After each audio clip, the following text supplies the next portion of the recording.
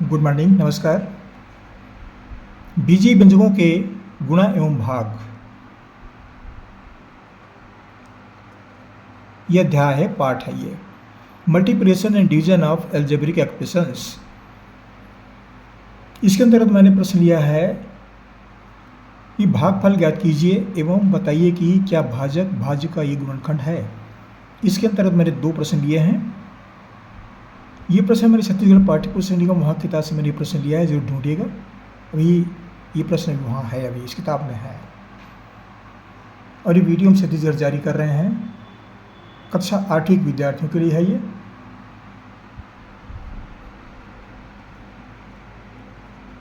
Class 8। अभी क्या करें, भागफल ज्ञात कीजिए एवं बताइए कि क्या भाजक भाज्य का गुणनखंड है। हमें भागफल निकालना है, भागफल निकालना है। क्या भाजक भाज्य का गुणनखंड है। यहाँ पर आता है भाजक और भाज्य। इसके अंदर पहले प्रश्न को पढ़ लेते हैं। X square plus 20x plus 91 में x प्लस 7 का भाग दीजिए। यहाँ पर भाग देना है x प्लस 7 से। वैसे ही दूसरे प्रश्न को भी हल करेंगे, तो पहले प्रश्न को पढ़ लेते हैं। अब देखिए यहाँ पर ये भाजक क्या है, भाज्य क्या है, इस बात को समझते हैं। भाजक मतलब जिस संख्या से भाग दे रहे हैं वह कहलाता है भाजक। इससे भाग दे रहे हैं तो ये भाजक है। इसको भाग दे रहे हैं, इसको भाग दे रहे हैं, इस व्यंजक को भाग दे रहे हैं, ये पूरा व्यंजक है ये, तो ये कहलाता है भाज्य। तो भाजक से भाज्य को भाग देने पर जितना भाग जाता है वह कहलाता है भागफल। जितने बार भाग जाएगा वह भागफल है, और जो बच जाता है वह शेषफल है। ये सामान्य बातें हैं जो भाज्य और भाजक, शेषफल, भागफल, इसके संबंध में बताया मैंने। तो ये प्रश्न, पहले प्रश्न को पढ़ लेते हैं। X square plus 20x plus 91 में x प्लस 7 का भाग दीजिए। अब ये कहलाता है, ये भाजक है, तो इस तरह से एक कॉलम तैयार कर लेंगे। ये देख रहे हैं आप, लाल से बिना लिखा हुआ है, ये सब कॉलम तैयार कर लेंगे। तो ये भाजक, भाजक कौन सा है, x प्लस 7, जिससे भाग दे रहे हैं x प्लस 7। भाज्य क्या है, जिस संख्या को भाग दे रहे हैं, जिस बीजीय राशि को भाग दे रहे हैं, ये कहलाता है भाज्य।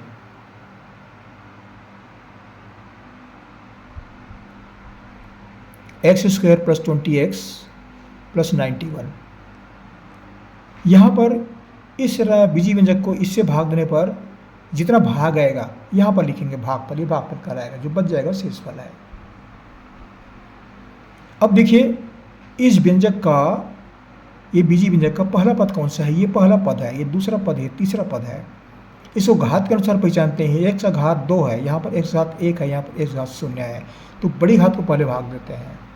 यहाँ पर x प्लस 7 है, x घात कितना है, 1 है, तो इसका पहला पद एक्स स्क्वायर, इसका पहला पद x। एक्स स्क्वायर को x से भाग देंगे तो कितने बार भाग जाएगा, ये पहले निकालना पड़ता है।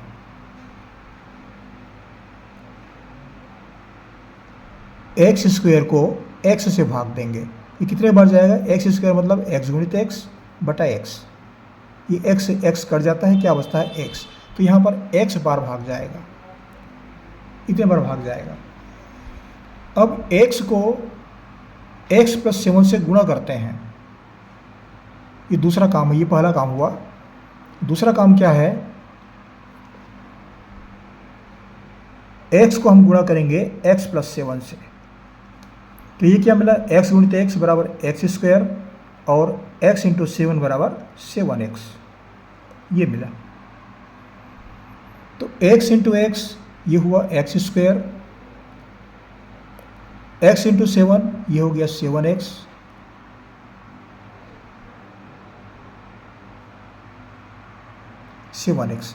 अब यहाँ पर घटाने की प्रक्रिया लागू होती है। इसका चिन्ह धन है यहाँ पर, तो यहाँ पर ऋण लिखेंगे। इसका चिन्ह धन है, यहाँ पर ऋण लिखेंगे।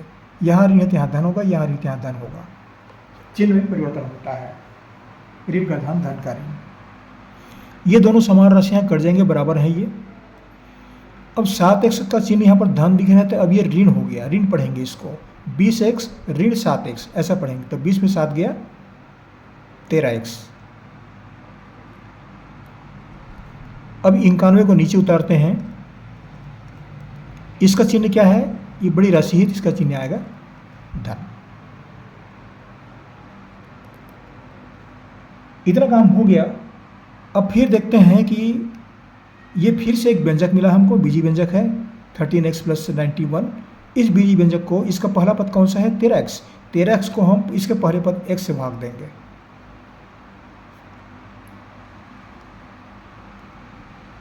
तीसरा काम यहाँ पर क्या है, 13x ये पहला पद है, इसको हम भाग देंगे x से, यहाँ से भाग देंगे। तो x कट जाता है, कितने बार गया, 13 बार। तो यहाँ पर भागफल में कितने बार आएगा, 13 बार भाग जा रहा है, ये 13 बार भाग जाएगा। अब यहाँ पर बचा 13। अब हम 13 को फिर से किससे गुणा करेंगे, 13 को हम x + 7 से गुणा करेंगे,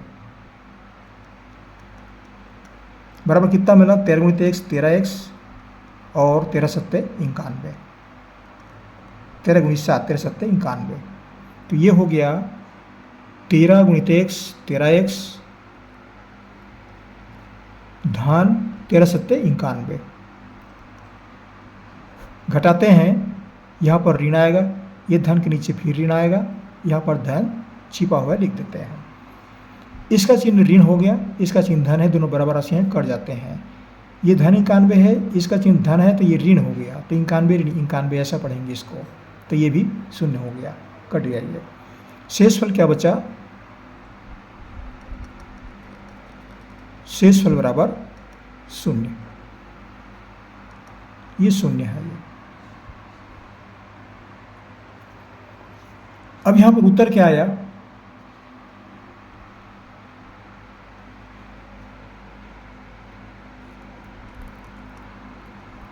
हमें क्या बताना है कि भाजक भाज्य का गुणनखंड है अथवा नहीं। अब देखिए शेषफल यहाँ पर 0 आ रहा है, तो कहने मतलब क्या है, भाज्य जो है भाजक जो है भाज्य का गुणनखंड है।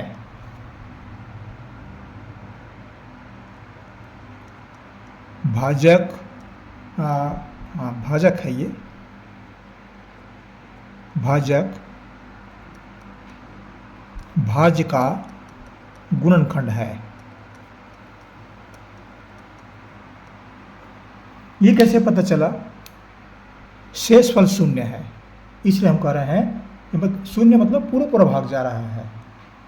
अगर शेषफल 1 2 3 4 ABC से कुछ आ गया तो फिर ये भाजक जो भाजक गुणनखंड नहीं है, ऐसा कहेंगे इसको। ये पहचान है शेषफल 0, शेषफल 0 आ रहा है मतलब ये भाजक भाज्य का गुणनखंड है।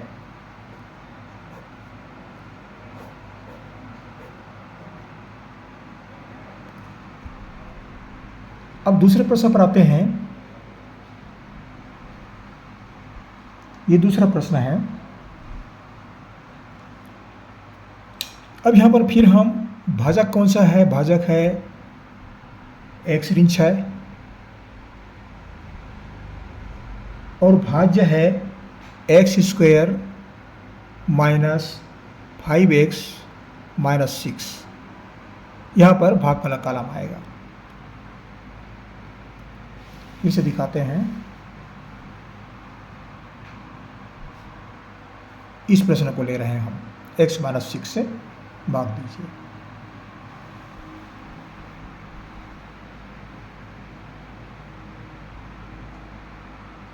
अब देखिए इस तरह से हम कॉलम फिर तैयार कर लिए।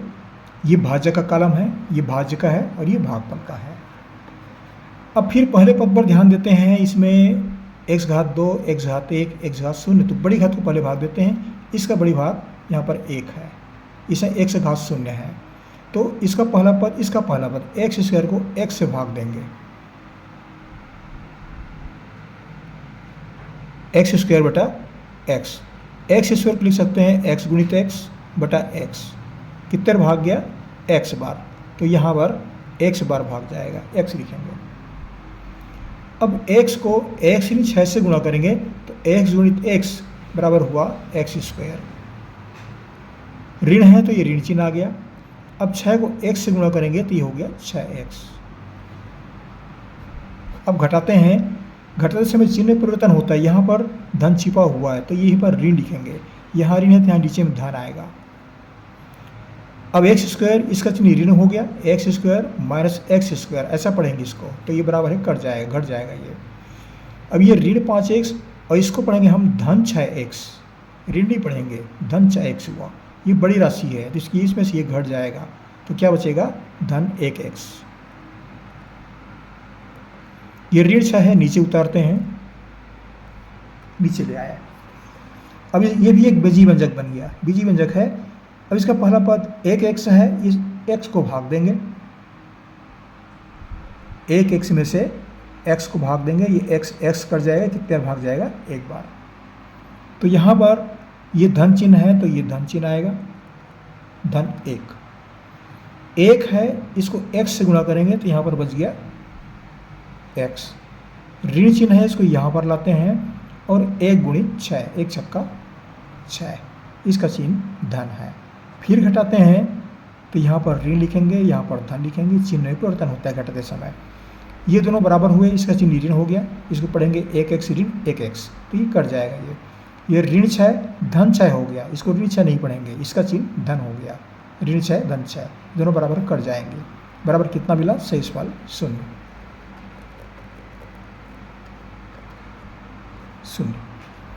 कहानी तात्पर्य क्या है, शेषफल 0 आ रहा है, मतलब भाजक भाज्य का गुणनखंड है। उत्तर लिखेंगे भाजक भाज्य का गुणनखंड है।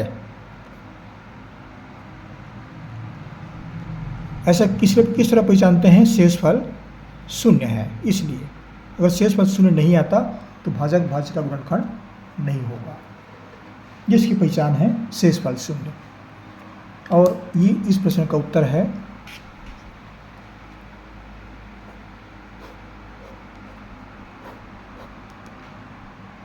यहाँ पर भागफल क्या आया,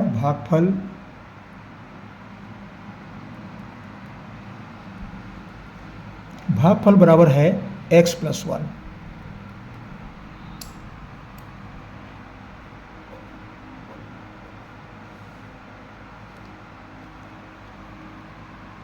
और पहले प्रश्न में इसमें भागफल बता देते हैं, भागफल नहीं बता पाए थे हम।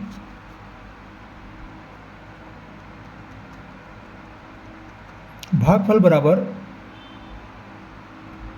x + 13,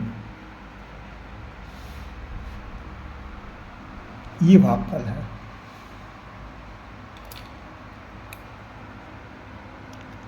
तो ये इस प्रश्न का उत्तर है।